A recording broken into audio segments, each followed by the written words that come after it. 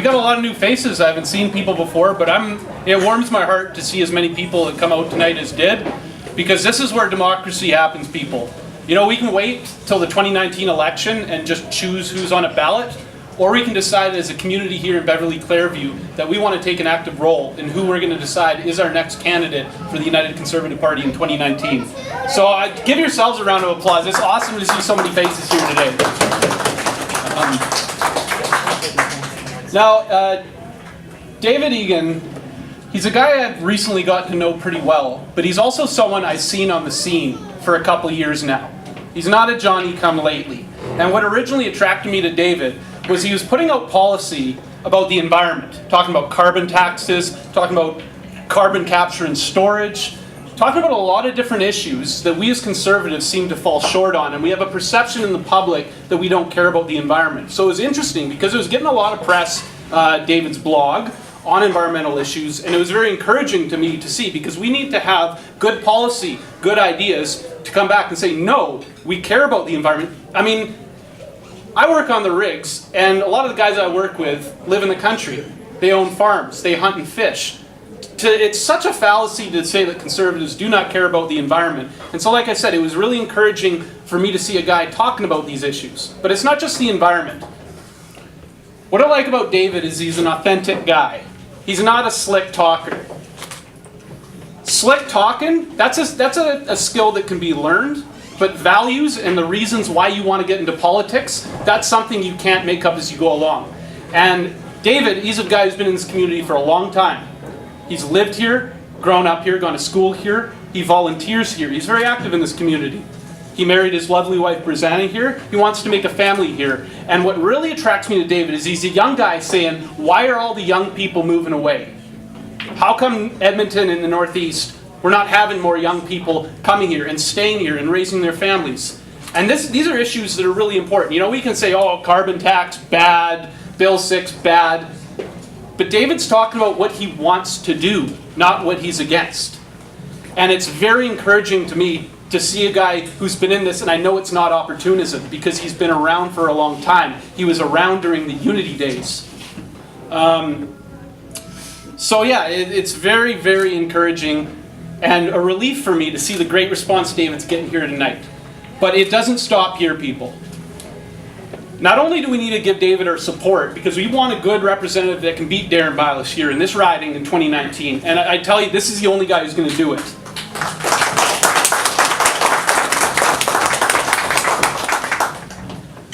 David knows his community. He knows what people here expect out of an elected official. And he's the exact type of conservative that can work here, that can pick up swing votes. David, he's not your typical guy. Like I said, he's an authentic guy. People really see how much he wants this job to give back, not for what it can bring him. And yeah, like I said, that's just, for me, it's very important, because I've been a part of this unity movement for a long time. This province has been in a really bad place. And me working in oil and gas, I've seen it with my own eyes. It's not a soundbite or something I read from a report. It's something I see on the streets. It's something that affects my friends and my family. And I consider David a brother in arms, number one, because like I explained to you, his motivations, I believe, for getting into this, but also he's blue collar.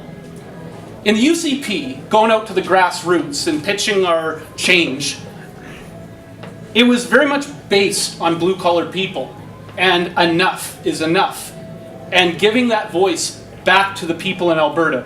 But right now I'm worried. I want blue-collar people not just to have a voice to tell their representative. I want blue-collar people to be sitting in that office. I want someone who's busted their hump and knows what working-class people struggle with and go through to be sitting in that seat. And that's probably the biggest reason why I've gotten behind David. And what really encourages me about David's campaign is I'm seeing conservatives from a lot of different areas.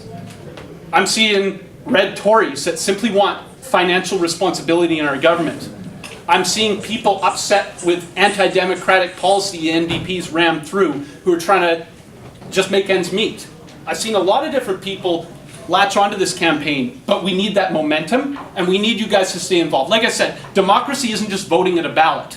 It's knowing who your representative is, and if you need to call the guy, he's going to pick up the phone and answer you. And part of getting a good candidate in there is supporting him in the process leading up to it. And that's why we're all here tonight. It's because we need to support our friend David Egan so he can win this nomination and be that man going up. And like I said, slick talking, that can be learned. But what David brings to the table, that's very rare, and we don't see that often. That's why it's just been such a pleasure so far to knock on doors with the guys, to get to know him better, and to know what motivates him to step into the political arena and want to represent you guys.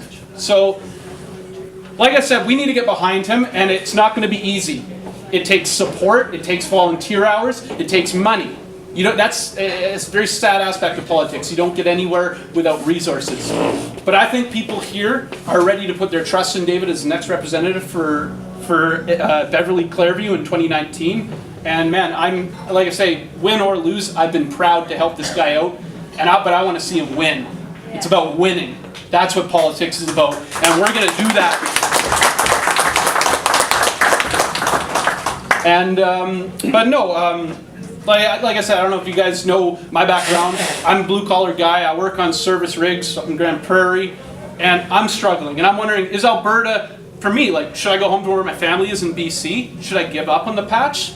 And these are the problems that David's trying to get at the heart of.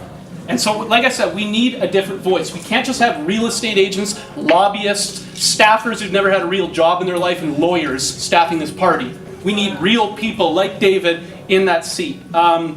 And it's also good because I've seen he's got a lot of support from all sorts of people. Hey, Payman, what's up? Another man running his own race out there. It's good to see you. Keep it up here. Yeah. We got Sam Lilly here. He's trying to seek the nomination for Edmonton Strathcona for the Federal Conservatives. Great guy, too. And also, Carrie Diot showed up, who's the Member of Parliament for Edmonton Griesbach. And I'm going to pass the mic to Carrie right now. Guy's great on the mic. Good social media. I'm loving your social media these days, man.